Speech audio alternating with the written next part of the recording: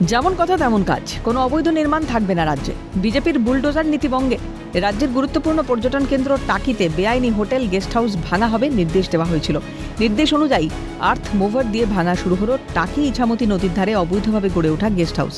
টাকি ইছামতি নদীর ধারে অবৈধভাবে গড়ে ওঠা যে কটি গেস্ট হাউস ছিল তার মধ্যে সিটি গেস্ট হাউস ও দিশা গেস্ট হাউস, এই দুটো গেস্ট হাউস বুধবার ভাঙার নির্দেশ ছিল। সেই মতো সিটি গেস্ট হাউস ভাঙার কাজ শুরু হলো, কিন্তু দিশা গেস্ট হাউস তার মালপত্র সরানোর কারণে পুরসভার কাছে 3 দিনের সময় চেয়ে আবেদন করেছে বলে সূত্রের খবর। ফলে এদিন দিশা গেস্ট হাউস ভাঙার কাজ শুরু হয়নি, কিন্তু নিজেরা তাদের প্রয়োজনীয় মালপত্র বের করার কাজ শুরু করেছে এবং খোলা শুরু করেছে। ঘটনাস্থলে police, ambulance, fire brigade, magistrate, টাকি পুরসভার ইঞ্জিনিয়ার, ডিজাস্টার ম্যানেজমেন্টের কর্মীরা। উল্লেখ্য, টাকিতে ইছামতি নদীর ধারে অবৈধ নির্মাণ গড়ে উঠেছে বহুদিন। বিগত তৃণমূল সরকারের আমলে এই অবৈধ নির্মাণের রমরমা, অভিযোগ জানিয়েও মেলেনি ফল। অবশেষে সরকার বদলের পর আইনজীবী ওমর ফারুক এবং তার সহযোগীরা হাইকোর্টে ফের জনস্বার্থ মামলা করেন। তারপরেই হাইকোর্টের নির্দেশে টাকি পুরসভা এই দুটি গেস্ট হাউস ভাঙার নির্দেশ দেয়।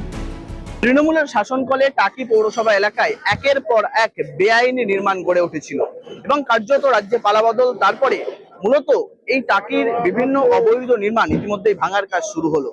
গত শুক্রবার টাকি পৌরসভা এবং হাইকোর্টের তরফ থেকে এই টাকির বিভিন্ন গেস্ট হাউস, মূলত দুটি guest house, city guest house এবং পার্শ্ববর্তী একটি গেস্ট হাউসে নোটিশ দেওয়া হয়েছিল। 3 দিনের সময় বেঁধে দেওয়া হয়েছিল। 3 দিনের মধ্যে তাদেরকে জিনিসপত্র সরিয়ে ফেলার নির্দেশ দেওয়া হয়েছিল, কিন্তু সেই নির্দেশ না মানলে আজকে অর্থাৎ 1 তারিখেই মূলত ভাঙার কাজ শুরু হলো। সকাল থেকে আর্থ মুভার দিয়ে এই টাকির চরে গড়ে ওঠা, ইছামতি নদীতে গড়ে ওঠা অবৈধ গেস্ট হাউস, যে গেস্ট হাউসের মালিকানায় রয়েছেন উত্তর 24 পরগনার জেলা পরিষদের খাদ্যের কর্মাধ্যক্ষ তথা তৃণমূলের ধৃত নেতা শাহানুর মণ্ডল এবং বিশিষ্ট ব্যবসায়ী বারিক বিশ্বাসের গেস্ট হাউস রয়েছে। রাজ্যে ডাবল ইঞ্জিন সরকারের সুফল মিলেছে। তৃণমূল জমানায় তৈরি হওয়া অবৈধ নির্মাণ ভাঙায় খুশি টাকিবাসী। ফের পুরনো টাকিকে খুঁজে পাওয়া যাবে জানান স্থানীয়রা। যত অবৈধ জিনিসের পতন ঘটাবে বিজেপি সরকার। অবৈধ কাজকর্ম চলতো বলে অভিযোগ স্থানীয়দের। ডবল ইঞ্জিন সরকার এসছে, সেই সরকারের সুফল এটা আপনারা দেখতে পাচ্ছেন। এখানকার জনগণ দেখতে পাচ্ছে যে টাকি মানুষ বুঝতে পেরেছে যে এই সরকার মানুষের পাশে আছে, মানুষের স্বার্থে কাজ করবে, মানুষের জন্য কথা বলবে।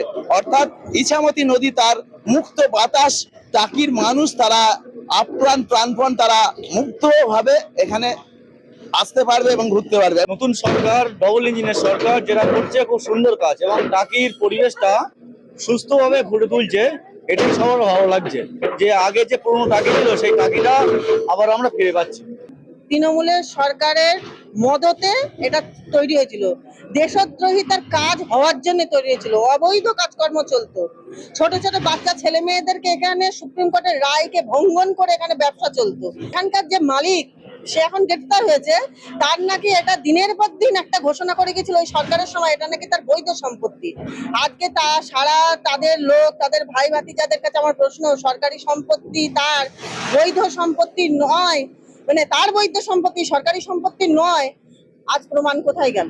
প্রশাসন তো তাদের কেনা ছিল, তাদের ডায়লগ একটাই ছিল, পুলিশ আমাদের, বিএলও আমাদের, সরকার আমাদের, তোমরা কিচ্ছু করতে পারবে না। এদিকে কাগজের ভিত্তিতে অনুমতি দেওয়া হয়েছিল। এতদিন সিসি নেননি নির্মাণকারীরা, পুরসভার ইঞ্জিনিয়াররাও সিসি দেননি। ওদের দেওয়া প্ল্যান অনুযায়ী নির্মাণ হয়। পরবর্তীতে মামলায় তদন্তের বিষয়টি উঠে আসে সাফাই পুর চেয়ারম্যানের। ওনারা যে পারমিশন নিয়েছিলেন, যে কাগজ, সেই কাগজের ভিত্তিতে আমরা পারমিশন দিয়েছিলাম, মানে ওনাদের জমি যতটা করা উচিত, কিন্তু সেটা পরবর্তীকালে ওনারা সেই পারমিশনের ভিত্তিতে করেননি।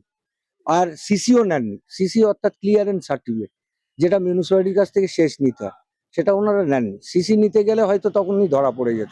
এটা তো মানে ওনারা আমাদের কাছে সিসি নেননি, আমাদের ইঞ্জিনিয়ারও সিসি দেয়নি। এবার আমরা তো ওনারা যে প্ল্যান দিয়েছেন সেই প্ল্যান ভিত্তিতেই হয়েছে। পরবর্তীকালে যখন বছর 3 আগে কেস হয়, তখন ইরিগেশন, পৌরসভা সকলে তখন কোয়ারিজ করে। এটা শুধু বিল্ডিং ভাঙা নয়, এটা অহংকার ভাঙা, অত্যাচার ভাঙা, দুর্নীতি ভাঙা। আইনজীবী ওমর ফারুকের বক্তব্য। আজকে অর্ডারটা কমপ্লাই করার ডেট ছিল। সকাল থেকে আজকে পৌরসভা বিল্ডিং ডেমোলিশন করার জন্য যা যা ব্যবস্থা নিয়েছে এবং ডেমোলিশন করছে। টাকির যে পরিবেশ সেটা আস্তে আস্তে পুনরুদ্ধার হচ্ছে।